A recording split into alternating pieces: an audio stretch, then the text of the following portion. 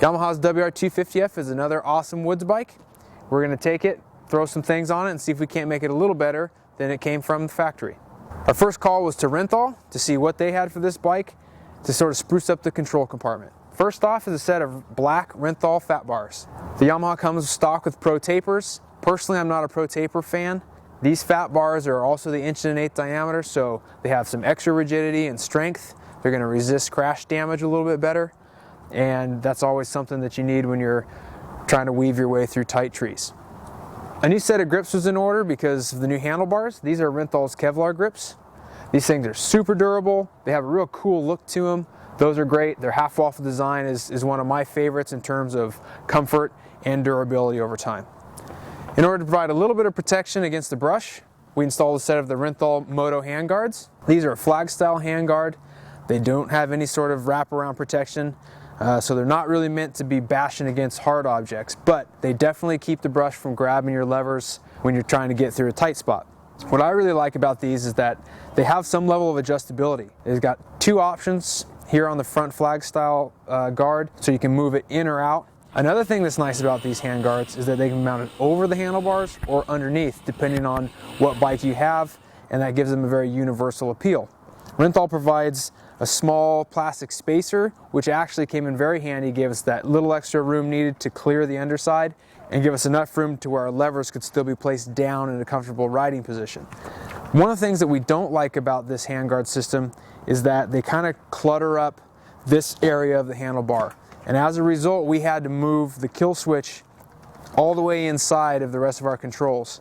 It's not too big of a deal for the kill switch, but on this side, we had to do it as well with the starter button. And so it's a little bit difficult to reach the starter button all the way off the handguard. So aside from having to switch some things around, these handguards actually are worth the amount of protection that they provide. The last thing we got from Renthal was a rear sprocket.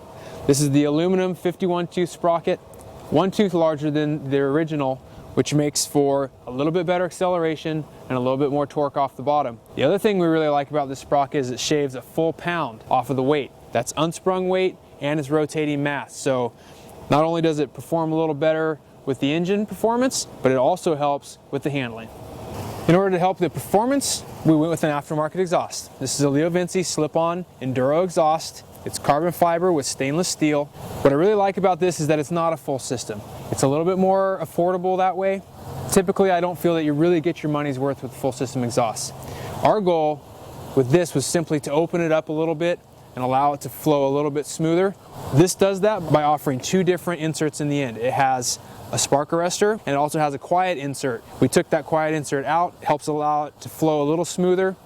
And this pipe really does help a little bit overcome the bog that this motor sort of has. It doesn't eliminate that bog. We still need to work with the jetting a little bit, but it increases the power. It sounds a little bit better, and that's a step in the right direction. There was a snafu with the pipe, however. The stock unit uses a graphite spacer where the mid pipe meets the header. The Leo Vinci is supposed to come with one, but it didn't. Our solution to that was to get some heat tape. We were able to wrap it around and build it up to where it created a seal. However, obviously it's not ideal. The Yamaha is an actually pretty easy project bike because it has some really nice features that come stock.